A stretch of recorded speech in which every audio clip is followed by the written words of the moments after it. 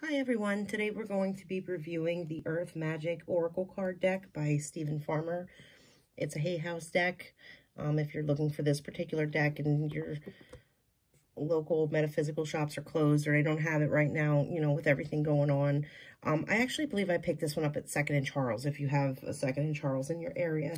But Hay House, they're a good website, and honestly, like, their stuff ships out really fast. I've ordered from them online, and it didn't take long to get the stuff. So here's the back of the cards, and as you can see, and I apologize for the glare in here, but, you know, they're like a gloss finish and sturdy, most cards. And let's just go ahead and do a flip through of them, so if you're looking to get it, but want to know what they look like, we'll go through them here.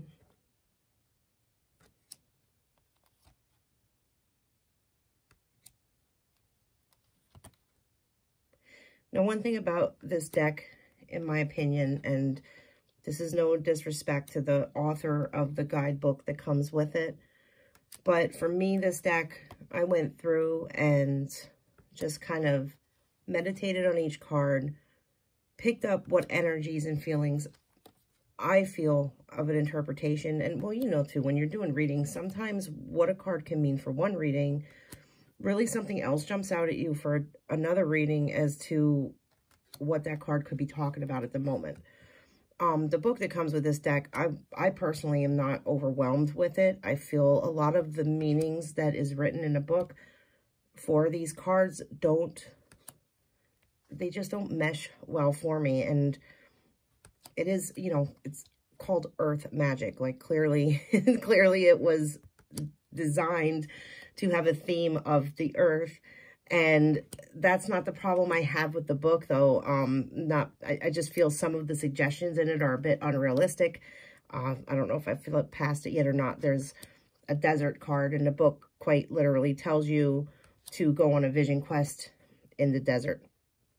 Now, near the bottom of that description and that interpretation in the book, it does kind of give you a bit more practical stuff. But, like, the first paragraph of that is talking about, you know, going on a vision quest in the desert. And I'm sure, you know, for most of us who live on planet Earth, we can't just jump up and go, hey, you know, see you later, guys. I'm going to go spend a couple days in the desert and hopefully not fucking thirst to death. So I felt it was a little ridiculous, some of it. There's another card. I think it was the forest card. I know we passed that one. You open up to the description of that, and it's like, you know, it feels like it's yelling at you. It's like your breathing is too shallow. So it's just, I don't know. I don't care for the book. I just get a weird vibe from it, and I don't like it too much. There's a card that is, I think it's called the ceremony card. And on that one, the book talks about how you've lost your connection with spirit, and you pretty much need to do a freaking ritual. So these are just examples that it's actually this card right here. You know, and just, I'm going to pause here on this for a moment. The book is saying you've lost your connection with spirit, and it's talking about, you know, basically developing a spiritual practice, whether that be meditation, prayer, create an altar, set up a space, a personal space with, like, things that make you feel more connected, more in tune, or just more connected to yourself, your higher self, whatever the case.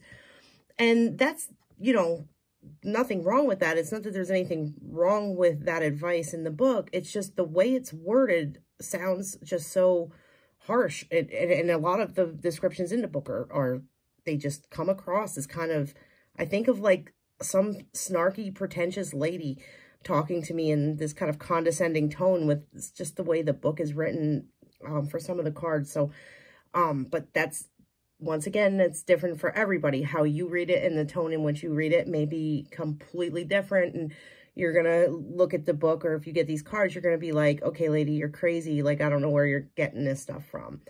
But just kind of going back to this. So the book says about, you know, creating these rituals. And although I completely agree with having a, you know, practice of some sort, or a area that kind of helps you feel in tune with things, that maybe that's not necessarily for everybody. And to me, I look at this and I think of it more of like, you don't need to set up an altar and, you know, go into deep meditation for days. Like, that's not what I feel this card is fully, well, to the author, that's what it was intended to mean. But for me, when this card comes out, to me, it's talking more about just sort of looking within and just finding that kind of peace and harmony and balance within yourself. Like, what blocks have you possibly put up where you may not be feeling connected?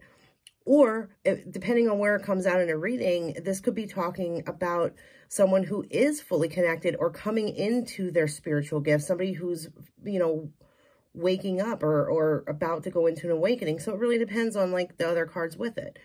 But I just don't think any author should just tell a person, you got this card, so therefore, you know, you are, you're completely out of touch with everything. Like, I don't know. I just feel that's just kind of messed up. Like, I don't know. I just didn't care for it.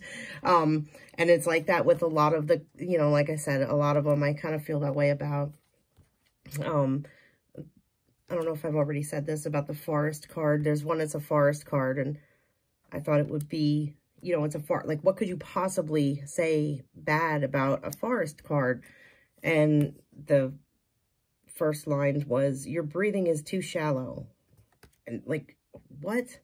You know, and I get what the meaning of the card is. It's saying, you know, it's talking about, actually, I don't really know what it's talking about in the book, come to think of it, because I read the first line, and I think that's when I put it down and was like, you know what, I'm done. Like, no more with the book, and I'll just kind of make my own meanings with these.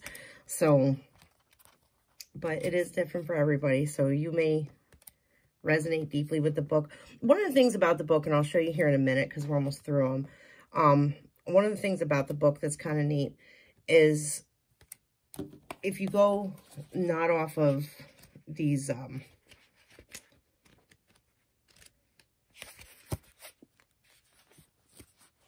we'll go to forest since, you know, that was my favorite. It talks about the aspect of nature that the card is depicting. So you get that, and, you know, those parts aren't so much where I took issue with it. It's this part here that, like, the author's talking about, you know, see, your breathing is too shallow. Although it may feel natural, it's an unhealthy habit that causes this shortness of breath. Like, what the hell kind of freaking card interpretation? Like, imagine a person who does readings and, you know, they don't read intuitively. Let's say they read by the book. So they get somebody who, especially with like the shit that's going on in the world right now, they get somebody who comes in and they're like, you know, worried about the freaking corona, and the forest card comes out, and you know, this inexperienced reader is sitting there going, oh my God, you know, you better watch your breathing. You may have lung issues. Like, it's just, I don't know. In my opinion, I just find the book to be freaking ridiculous with some of them. But anyway, that is the deck. That was the flip through. If you enjoyed this video, like and subscribe. I have plenty more card deck reviews here to do. And I don't think I missed anything. I don't think I forgot anything to really cover on it. So that's that. All right. Have a good day. Bye-bye.